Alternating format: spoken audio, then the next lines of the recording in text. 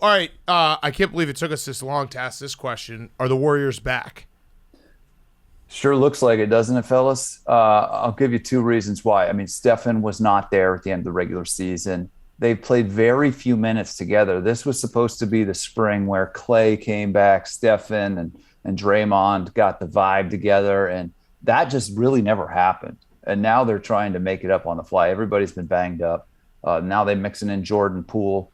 But the early returns in round one, it screams yes. This is looking like not only a very, very dangerous offensive team, but once again, with Draymond there, a very good defensive team. And that was their formula to get to 5 straight finals.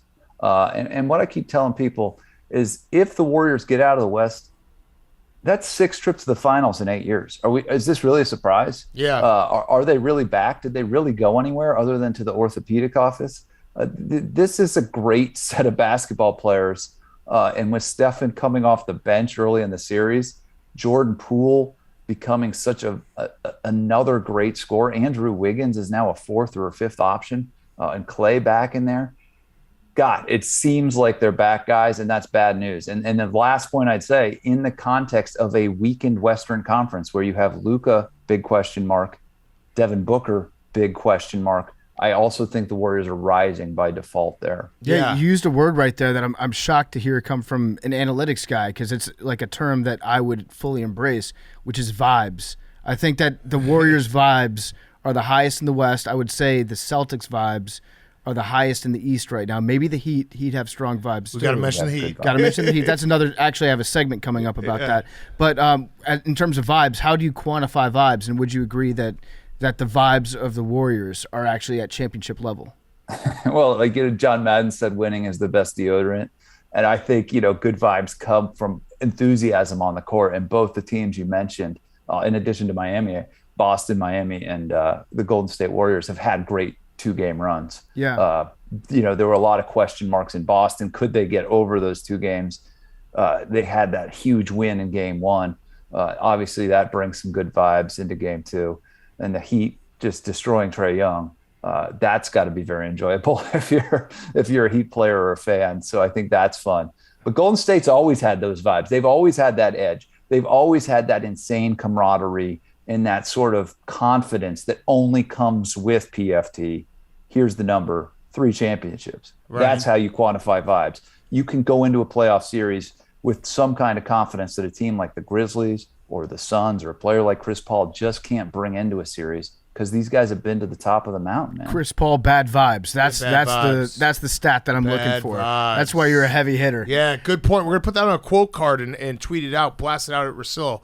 Chris Paul fact sheet. Yeah. Send it to Ryan Russillo. Yes. Great player, no rings, bad vibes. Yeah. You mentioned something with the Warriors, and I'm curious from an analytical perspective, how do you quantify Draymond's impact on defense, on the defensive side as a whole? Because, I think we all know he's one of the best defenders in the league, and it's not just who he's guarding; it's everything that he's doing, switching, getting his hands in the lane, protecting the rim. Is there a way to quantify what he does for the entire team when he's on the court and playing healthy? And how does that work? Just as a stupid brain question. Well, ultimately, it comes down to defensive efficiency. How many points per possession are they allowing when Draymond is out there? He is far and away the defensive leader of that team. He's the most important defender on that team. But that doesn't really explain his greatness, and we're getting a little bit better at that, quantifying exactly what you mentioned. So Draymond enables the Golden State Warriors to do the cool thing on defense, which is to switch everything. His versatility as an athlete, his intelligence as a leader of a defense enables them to do what they want to do on defense, which is a pretty aggressive switching scheme, which you can't do if you have Brook Lopez at the 5, for instance.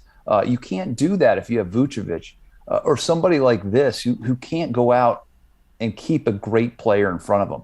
So it starts with Draymond's individual sort of uniqueness as a defender, as a small ball center, and his versatility to almost guard anybody in the NBA and hold his own.